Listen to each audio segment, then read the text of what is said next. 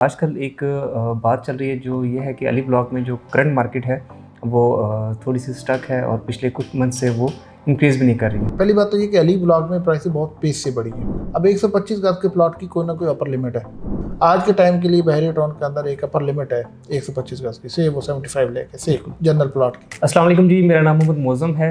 आज हम मौजूद हैं सैफुल्लाह सर के साथ और अली ब्लॉक के जो करंट मसाइल हैं उनके ऊपर बातचीत करते हैं। सैफ सर कैसे हैं आप? जी अलहमदुलिल्लाह, मेहरबानी।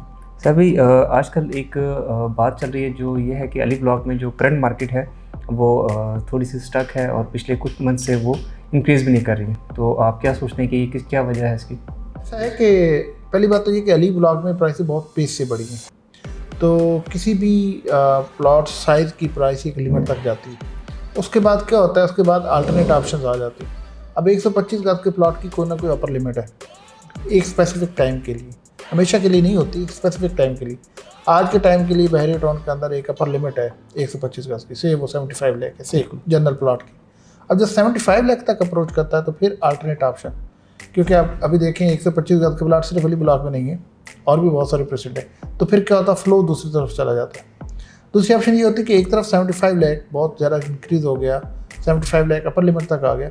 दूसरी तरफ 250 गज का प्लॉट को इसमें 10 लाख 15 लाख ऐड करके मिल जाता है, तो लोग उस तरफ फ्लो कर जाते हैं। या और जो दूसरी ऑप्शन है कि बैरियर टाउन के अलावा कहीं चले जाएंगे 125 गज में, क्योंकि एक लिमिट है ना, एक लिमिट तक अफोर्डेबिलिटी भी बनती है और एक लिमिट तक कंपैरिजन भी बनता है और एक लिमिट तक किसी भी जिस प्लॉट के हवाले से जस्टिफिकेशन बनती है।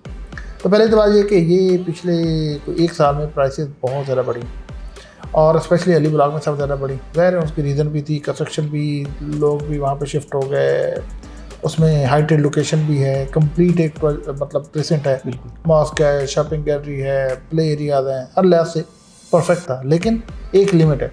तो बेसिकली वो लिमिट जब उस तक पहुंचा और उसको क्रॉस किया तो फिर करेक्शन आई, बेसिकली मार्केट में करेक्शन आई। तो ये जो हम 2-3 लाख 4 लाख कम की बात करें, हम इसको मार्केट की करेक्शन कह सकते हैं, और ये करेक्शन हुई है।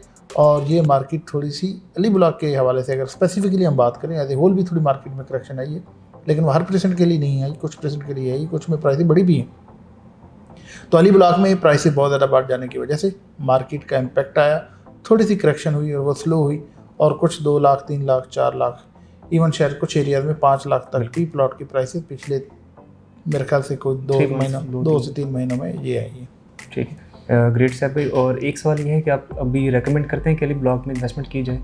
हाँ, देखिए बात ये कि इन्वेस्टमेंट में बहुत सारी चीज़ें छुपी हैं।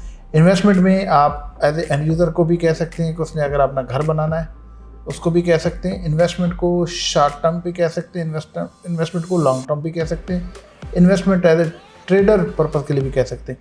तो अब इसमें डिफ़ाइन करना है कि इस वक्त अली ब्लॉक में शॉर्ट टर्म तो इन्वेस्टमेंट नहीं बनती, ट्रेडर भी नहीं बनता, लॉन्ग टर्म इन्वेस्टमेंट बनती है या एज ए एंड यूज़र बनता है। लॉन्ग टर्म इन्वेस्टमेंट इसलिए कि इसमें एक अपर कैप अपर लिमिट आ चुकी है।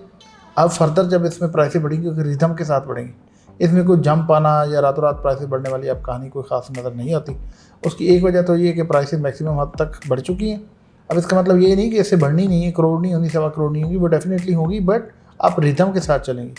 और दूसरी बात ये कि घर भी बन गए, सारी स्टेजेस क्रॉस हो गई, पोजेशन हो गया, उसके बाद जी पहला घर बनना शुरू हो गया जी, पहली रिहाइश आ गई जी, मस्जिद शुरू हो गई जी, पार्क शुरू हो गया, आज 10 घर शिफ्ट हो गए जी, आज कमर्शियल पे सब सारे जो स्टेजेस हैं वो कवर हो चुकी हैं। अब प्राइसेस रिदम के साथ बढ़ेंगी, इसलिए लॉन्ग टर्म के लिए ठीक है।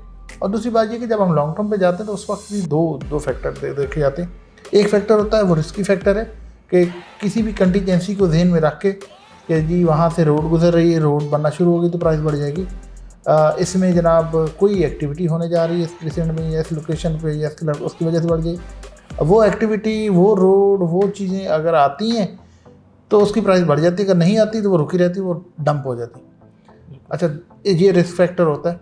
दूसरा होता है कि आप सेफ़ खेलते हैं, बिल्कुल सेफ़ खेलते हैं। उस सेफ़ खेलने में क्या होता है कि आपका रेट ऑफ रिटर्न कम होता है, आपकी ग्रोथ कम होती बट स्टेबल होती, लॉस होने के चांसेस ना होने के बराबर है। तो अली ब्लॉक में इस वक्त अगर आप इन्वेस्टमेंट करते हैं तो उसमें ये कि इंतहाई स्टेबल और स्मूथ इन्वेस्टमेंट है। तो लॉन्ग टर्म के लिए एक अच्छी इन्वेस्टमेंट है, रिस्क फ्री है, लेकिन वो है लॉन्ग टर्म के लिए, शॉर्ट टर्म के लिए नहीं। एंड यूज़र के लिए बेहतरीन जगह है। बैरियर टाउन के अंदर 125 गज के लिए मोस्ट प्राइम एरिया है, लिविंग के लिए भी ठीक है, बहुत सारे घर भी बन चुके हैं, लोग रह भी रहे हैं, सेफ भी है, अप्रोच भी अच्छी है। तो शॉर्ट टर्म के लिए ये ठीक नहीं, अभी मैं रिकमेंड नहीं कर सकता, और ट्रेडर के लिए रिकमेंड नहीं कर सकता, बट एंड यूज़र और लॉन्ग टर्म इन्वेस्टमेंट के लिए ये अच्छी जगह है। Thank you so much Saifi. इंशाल्लाह अगली वीडियो में हम हाजिर होंगे दोबारा एक नए डिस्कशन के साथ, बहरिया टाउन की अपडेट के साथ। Thank you so much. अल्लाह हाफिज़।